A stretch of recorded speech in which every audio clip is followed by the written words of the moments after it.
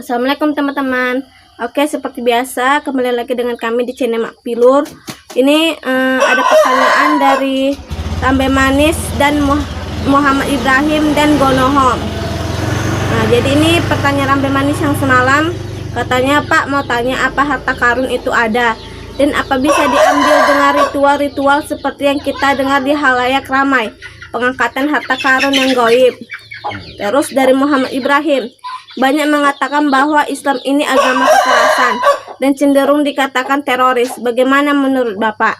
Ini dari Gonohom. Pak mau tanya, tapi nggak masalah, cinta lagi nanti diejek cinta-cinta kantet, cinta jadi kuntet. Pertanyaannya gini Pak, apa itu syahadat? Mohon penjelasannya Pak.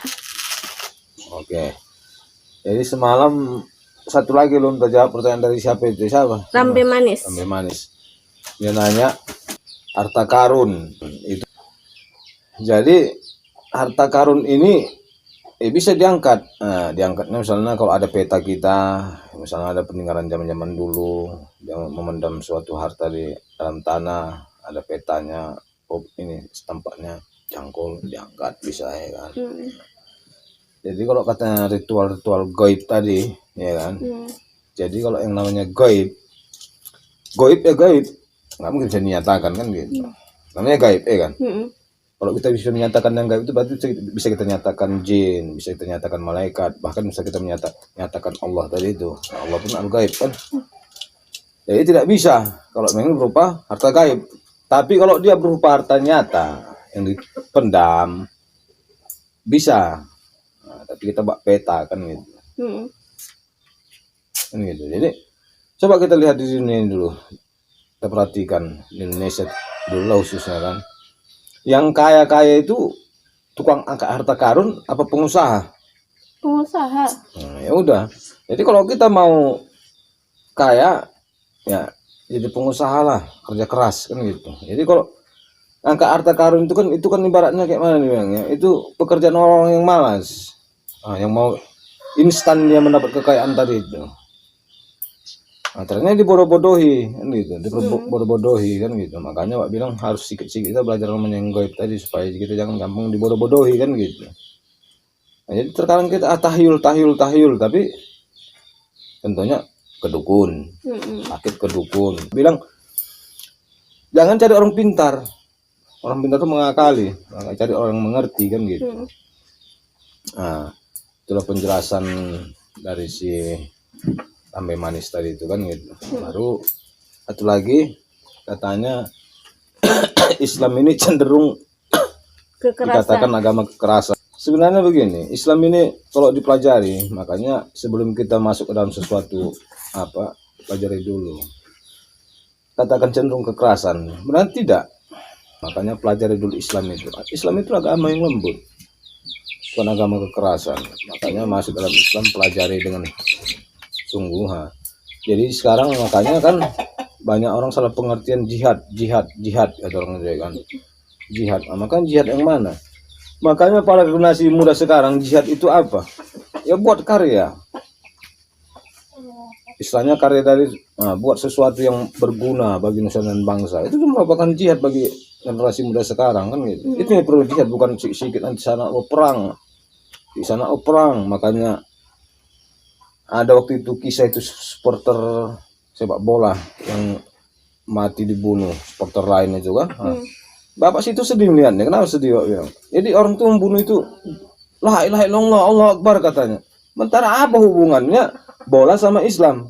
Jadi orang banyak menyalahgunakan memakai nama Islam tadi ini, tapi kan tujuannya jelas beda. Oke, kayak Pak bilang supporter bola tadi itu. Yang la ilaha illallah, Allah Akbar. Apa hubungannya bola sama Islam? Kan nggak ada hubungannya kan. Islam itu agama kedamaian karena hukumnya jelas. Cinta penuh cinta kasih sayang. Kenapa? Kecil dia udah diajari setiap melakukan sesuatu harus membaca Bismillahirrahmanirrahim dengan menyebut nama Allah yang Maha Pengasih lagi Maha Penyayang, ya kan? Nah, kan makanya Mbak bilang situ kan ada dua asma tersembunyi, Bismillahirrahmanirrahim, dua asma pengasih dan penyayang. Jadi kenapa harus dua asma? Kenapa nggak penyayang saja? Kenapa nggak pengasih saja? Jadi situ Allah mengajarkan kita umat manusia ini supaya mengasihi, karena Allah itu mengasihi semua makhluknya.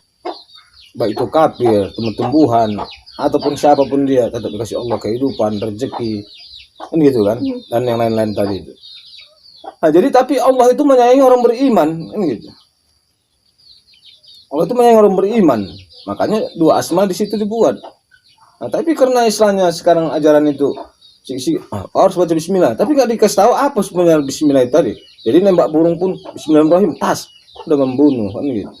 Nah, makanya cara pengajaran tadi yang nggak sampai gitu.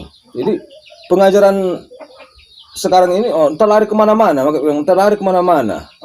Hukum sini syirik, hukum sini bid'ah segala macam. Makanya yang dasar-dasarnya itu nggak dikasih tahu kan. Nah, makanya kan dikasih tahu dulu apa sebenarnya Bismillahirrahmanirrahim. Nanti kalau ditanya nanti jangan kau pelajari Islam, nanti gila kau. Nah, sekarang makanya saya bilang kalau Islam ini tidak mau bisa membuat gila, berarti Islam ini tak bagus kan gitu. Sementara Islam ini agama sempurna yang turunkan Allah tadi itu menjadi agama yang terakhir.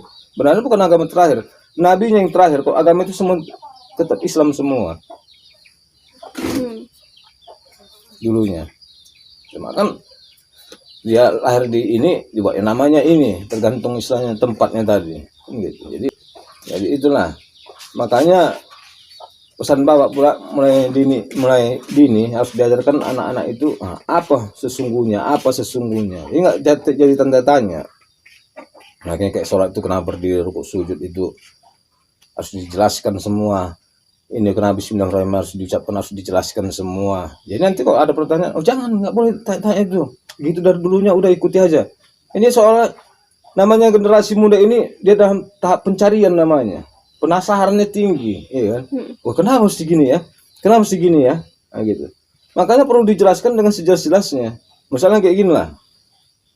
Di dalam suatu hadis, jadi seorang sahabat bertanya, apa zikir paling tinggi ya Rasul katanya? Zikir paling tinggi itu katanya la ilaha illallah, masuklah kau dalam benteng kalimah la ilaha illallah, pasti kau selamat katanya kan. Nah, jadi pemahamannya itu dari dulu untuk zikir sampai wah gitulah, ya kan. Ya sebenarnya kan harus kita kaji, makanya mengaji kita harus kita kaji dulu, kita pahami apa sebenarnya makna la ilaha illallah itu, artinya apa. Tiada Tuhan selain Allah. Kan itu. Berarti dalam kehidupan sehari-hari tadi harus kita tiadakan Tuhan selain Allah tadi itu, makanya kita bisa selamat. Kan gitu kan? Ya kita tidak sombong. Adapun harta kita harus berbagi karena kita bukan Tuhan. Kita nggak mempertuhankan harta, mempertuhankan jabatan, mempertuhankan segalanya kan gitu kan? Berarti kita tiadakan Tuhan selain Allah. Itunya sebenarnya maksudnya bukan kita zikir la ilaha illallah tuh wah gini-gini kan? Bukan kan gitu. Makanya pemahaman itu yang perlu. Jadi kalau dikatakan Islam ini agama teroris, salah besar. Makanya masuk dalam Islam, pelajari dengan sungguh-sungguh, mudah-mudahan pasti berkah. Nah, itulah. Jadi kurasa itulah dulu jawaban Bapak. Satu lagi Syahadat. Syahadat. Nah, nantilah itu karena panjang juga uraiannya nanti itu ya kan. Jadi buat Genohom kami sebelumnya minta maaf karena belum sempat menjawab pertanyaan Anda. Dan buat teman-teman semua, terima kasih sudah mensupport channel kami. Dan jangan lupa like, share, dan komen di channel ini ya. Oke, Assalamualaikum. Waalaikumsalam.